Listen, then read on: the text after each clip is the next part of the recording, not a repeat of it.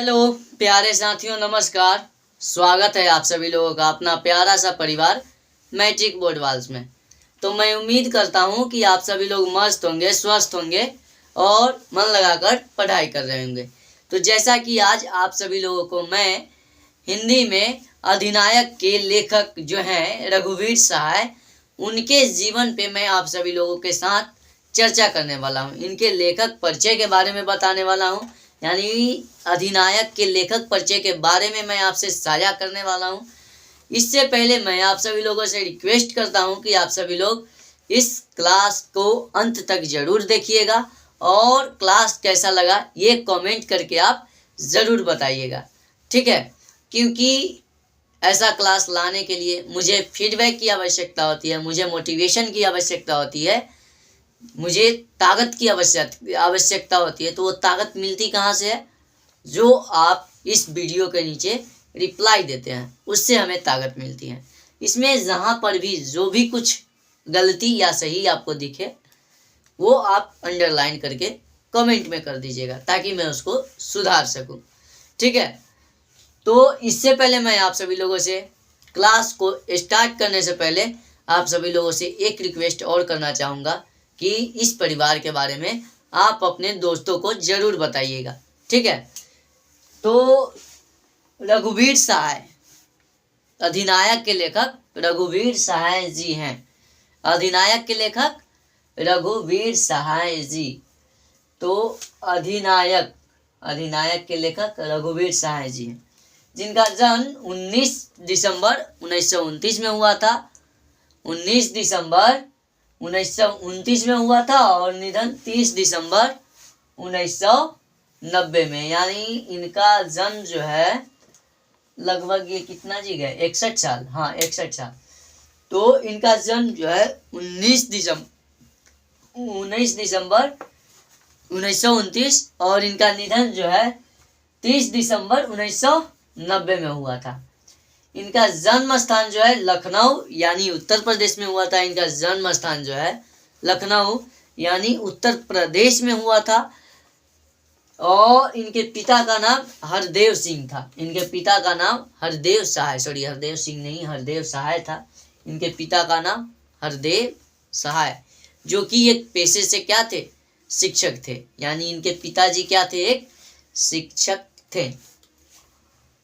इन्होंने शिक्षा एमए तक किए हैं, यानी मास्टर ऑफ आर्ट्स ये किए हैं अंग्रेजी से।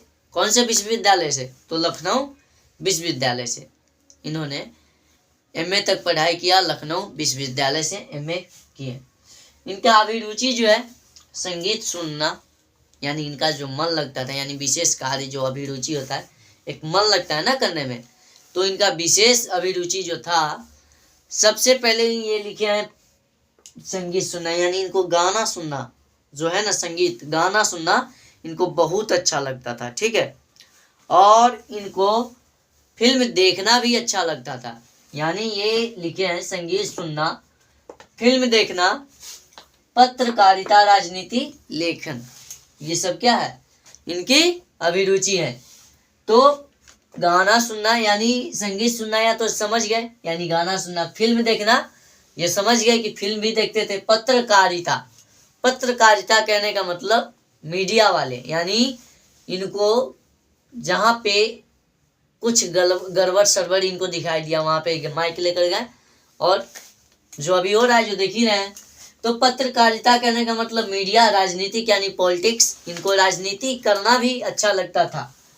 यानी रघुवीर सहाय को राजनीति करना भी बहुत अच्छा लगता था। और तो और इनको लिखने में, यानी कविता, कहानी जो भी है, इनको लेखन कार्य में भी मन लगता था। सॉरी। इसके बाद इनका जो है वृत्ति जो है पत्रकारिता, यानी इनका विशेष कार्य जो ये किए किसमें? तो ये पत्रकारिता में ज्यादा कार्य किए। आकाशवाणी में संवाददाता, आकाशवाणी कहने का मतलब आकाशवाणी का संबंध वैसा चीज से है, वैसा संस्था से है। आकाशवाणी कहने का मतलब रेडियो, जानते हैं ना जी। तो रेडियो में ये क्या रहे? संवाददाता रहे। यानी रेडियो में जो भी कुछ बोलता है ना, तो वही में ये काम किए, यानी रेडियो में संवाददाता के रूप में ये काम किए आकाशवाणी में। इसके बाद इनका जो गतिविधियां हैं, कविता केंद्र, ये कविता केंद्र की स्थापना किए। ये कविता केंद्र की स्थापना किए किस नाम से? कमौदी के नाम से। इनके ये जो सबसे पहले तो ये क्या काम किए? पत्रकारिता में, आकाशवाणी में काम किए। उसके बाद इन्होंने कविता केंद्र यानी कमौदी नाम का, कहने का मतलब कमौदी, ये इन्होंने अपनी समकील, अपनी और समकालीन कविता के वाचन के लिए कमौदी नामक कविता केंद्र की स्थापना और संचालन भी किए। ये क्या किए?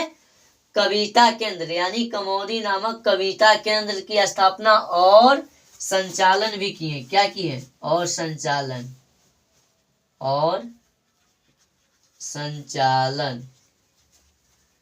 क्या किए इन्होंने? कविता केंद्र यानी कमौदी नामक एक कविता केंद्र की स्थापना की और उसका संचालन भी किए।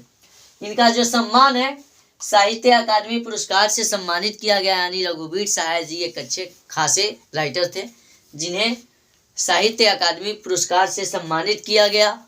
और तो किस अति के लिए, यानी जो लोग भूल गए हैं इसके लिए इनको साहित्य अकादमी पुरस्कार से सम्मानित किया गया। इनकी कृतियां जो है दूसरा सप्तक, इनकी कृतियां दूसरा सप्तक, हंसो हंसो जल्दी हंसो, इनका कृतियां जो है दूसरा सप्तक, हंसो हंसो जल्दी हंसो, सीढ़ियों पर घूम में रास्ता इधर है, जो आदमी हम बना रहे हैं। ये सब क्या है? इनकी गतियां हैं, या कृतियां हैं इनकी। तो ये इनके जीवन के बारे में था। इन्होंने जीवन में, किताब में तो ज़्यादा इनको नहीं दिया गया है किताब के अनुसार, बस इतना ही इनके जीवन के बारे में बताया गया।